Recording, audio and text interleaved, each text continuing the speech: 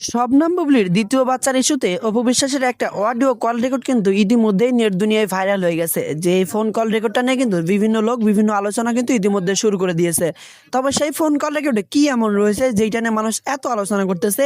তবে আগেই একটা কথা বলে রাখি, তিনি কিন্তু শবনম বুবলিকে উদ্দেশ্য করে তেমন কোনো কথাবার্তাই বলেননি। তবে তিনি যে কথাবার্তাগুলো বলেছেন সেইটাই একটু হলেও ইঙ্গিত করেছে শবনম বুবলিকে। তো চলুন আমরা অপু বিশ্বাসের মুখ থেকে সেই কথোপকথনগুলো একটু শুনে আসি। ডেফিনেটলি ওনাকে দিয়ে তো আমারও কাজের জায়গাটা সৃষ্টি হয়েছে। উনিও সুপারস্টার, সো দুজনেই। শাকিব খানের একটা গুণের কথা বলো যেটা দর্শক এখনো জানে না, একটা ভালো গুণ। উনি অবশ্যই মানে অনেক নরম একটা মানুষ। আচ্ছা, অনেক সোজা সাপটা একটা মানুষ, সহজ সরল, সহজ সরল। ওকে। অনেকেই বলে এফডিসির সব খবর আছে উপবিশ্বাসের কাছে। আমি এটা কি তোমার অনেক সত্যি? তোমার অনেক প্রোগ্রামে আমি দেখেছি, যে আর্টিস্টই আছে এটা একটা ট্যাগলাইন হয়ে গেছে যে তাই না? হ্যাঁ, উপদের কাছে ইন্ডাস্ট্রির খবর। হ্যাঁ, অনেকেই বলে এটা। কারণ আমি ইন্ডাস্ট্রিতে কাজ করি, তো কাজ করি বিধাই কাজের কথাটা চলে আসে। কাজ না করলে কাজের কথা কোথা থেকে অনেকে আসবে? মজা করে হয়তো বা বলে। যারা বলে তারা হয়তো কাজ করেন না, আমি কাজ করি তাই জানি। আমি যেমন জানি মাহা অনেক সুইট একটা মেয়ে, অনেক সুন্দর। তো যারা মাহাকে দেখেনি তারা তোমাকে ডিসক্রাইব কি করে করবে? আমার জানবেই না আমি কেমন। অনেক পছন্দ তো আমি বলতে পারে ইন্ডাস্ট্রিতে আমাকে। কাজ করি, ইন্ডাস্ট্রি আমার জীবন, ইন্ডাস্ট্রি খবর আমার কাছে থাকবে। এবার আমরা একটু র্যাপিড ফায়ারে যাই। ইন্ডাস্ট্রিতে কার প্রতি এখনো রাগ আছে? না, নেই। কার প্রতি নেই? No one. মিডিয়ার কোনো সাংবাদিক আছেন যাকে একদিন আয়নার সামনে দাঁড়িয়ে প্রশ্ন করাতে চাও, যে কোন একটা প্রশ্ন আয়নার সামনে দাঁড় করাতে চাও বা তার বিবেকের সামনে দাঁড় করাতে চাও? না, নেই ওরকম কোনো। আচ্ছা, নায়িকাদের বাচ্চা হলি বা নায়িকারা মা হলি তাদের ক্যারিয়ার শেষ, এটা সত্যি না মিথ্যা? আমি তো প্রথমে বাচ্চা নিয়ে আসছি, দেখলাম তো আরো বেশি ভালোবাসা পাচ্ছি। সবচেয়ে বড় প্রমাণ অপবিশ্বাস, তো একদমই আমরা এটা বিশ্বাস করতে চাই না। শাকিব খান নাকি দর্শক, কে বেশি ইম্পর্টেন্ট উপবিশ্বাসের লাইফে? বোথ অফ অফকোর্স, কারণ দর্শক আমার কাজ দেখবে, কাজের সাথে নায়ক জড়িত। সো উনিও জড়ানো, দর্শককে আমার দেখাতে হবে। কস্টিউমে নাকি মেকআপে কোনটাতে বেশি সময় লাগে? কস্টিউমে। কস্টিউমে। কস্টিউম ঠিকঠাক তো সব হ্যাঁ, ঠিকঠাক, আর হ্যাঁ, মেকআপ তো খুব ন্যাচারাল মেকআপ হ্যাঁ। করা হয় এখন। আচ্ছা, হিট সিনেমা নাকি হিট গসিপ, কোনটা বেশি জনপ্রিয় করে একজন আর্টিস্টকে বা উপবিশ্বাসকে? Hit cinema. Hit cinema. Social মিডিয়াতে নিজের নাম কখনো সার্চ করা হয় বা গুগলে গিয়ে কখনো সার্চ করা না, হয়েছে কিনা? কখনো করা হয় কখনোই করা হয় না। ওকে। মানুষ বলে বিতর্ক অনেক সময় উপবিশ্বাসের পিছু ছাড়ে না, সত্যি নাকি?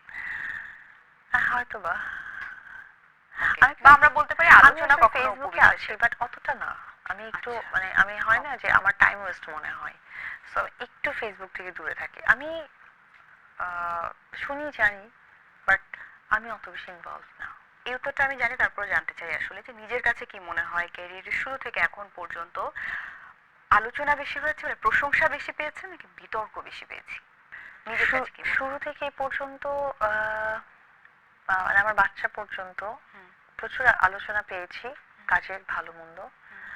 বাচ্চার পর থেকে কেমন একটা ব্যাপার স্যাপার মিলে মানে একটা বিতর্ক পিছুই ছাড়ছে না, যেটা আমি চাই না। একটা ভাইস ভার্সা হয়ে গেছে তাহলে। হ্যাঁ, হ্যাঁ, আচ্ছা, এখন যদি অনেকটাই কমে গেছে আমি দেখেছি, সেটা একদম। সেটা কি এটাই কি একটা বড় কারণ ছিল যে আমি শান্ত হয়ে যাচ্ছি, যার কারণে হয়তো? শান্ত না, একটু আমার বুদ্ধি বিবেচনার ভুল ছিল। আচ্ছা। শান্ত তো অফকোর্স আমি বাচ্চার পরে হয়ে গেছে, হুম, কিন্তু আমার একটু বুদ্ধি বিবেচনার ভুল ছিল। সেটা হচ্ছে যে আমি নট ইম্পর্টেন্ট পার্সনকে ইম্পর্টেন্ট দিয়ে ফেলছিলাম। আচ্ছা, যেটা আমার কাছে ইম্পর্টেন্সের মানে কোনো দরকারই ছিল না। দরকারই ছিল না। সো ওইটা যখন আমি বুঝতে পেরেছি, তখন আসলে ব্যাপারটাকে ঠিকঠাক গুছিয়ে নিয়ে ফেলেছি। ধরো ব্যাপারটাকে এরকম অনেক যে একজন তার বাচ্চাকে সাথে নিয়ে বারবার পোস্ট করছেন, অনেক সময় তুমি দর্শকে ক্লারিফিকেশন দিতে গিয়েছো, পোস্ট করেছো হয়তো বা যে না আমার বাচ্চা, আমার বাবা, আমাদের পরিবার ঠিকঠাক আছে, পরে কি রিগ্রেট হয়েছে যে কেন এইসব করতে যাচ্ছি, আমার তো কোনো দরকার নেই? আমি ওটাই তো বললাম যে যে জিনিসে আমার ইম্পর্টেন্ট দেওয়ার দরকার নাই, সেটা মানে দরকার ছাড়া কাজ করলে কি হয়, আগাছা মনে হয় না? তো আমি একটা সময় সেটা করে ফেলেছিলাম, কিন্তু যখন ভেবেছি যে না, আমার দরকারি কাজগুলো মানুষের কাছে প্রেজেন্ট করা দরকার। যেমন আমাকে মানুষ চেনে উপবিশ্বাস, তাই না? আজকে আমার বান্ধবীদেরকে কেন চিনতে আসছে না? আমার যে বান্ধবীরা, যারা আমি স্কুলে একসাথে পড়েছি, তাদের নাম যেন দর্শক বলতে পারছে না, কারণ তারা কাজ করেনি, তাদের কেউ চেনে না। আমি কাজ করেছি, আমাকে চেনে। আমার পরিচয়টা কোথা থেকে? কাজ থেকে। সো দর্শক আমার কাজ দেখে উপবিশ্বাসকে চিনেছে, সো আমার ওইটাই ইম্পর্টেন্ট, সো ওখানে ইম্পর্টেন্স দিচ্ছি, দ্যাটস ইট। এই ব্যাপারটার সাথে কি একমত হবে উপবিশ্বাস, যে বাংলাদেশে বিতর্ক ছাড়া বা সমালোচনা ছাড়া খুব বেশি জনপ্রিয় হওয়া সম্ভব না? কে বললো?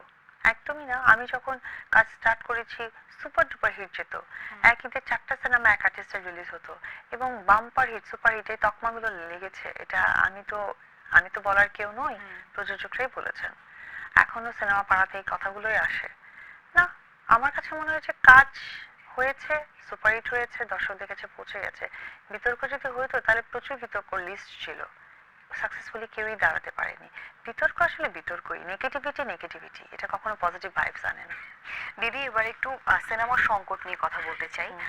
বর্তমানে সিনেমার সংকট বেড়েছে, কাজ কমেছে, ভালো সিনেমা আমরা দেখছি, আর হচ্ছে ভালো সিনেমা, কিন্তু সেটার সংখ্যা কিন্তু কমে গেছে। সত্যি কথা বলতে, তোমাদের সময় যেরকম ছিল যে প্রতি মাসে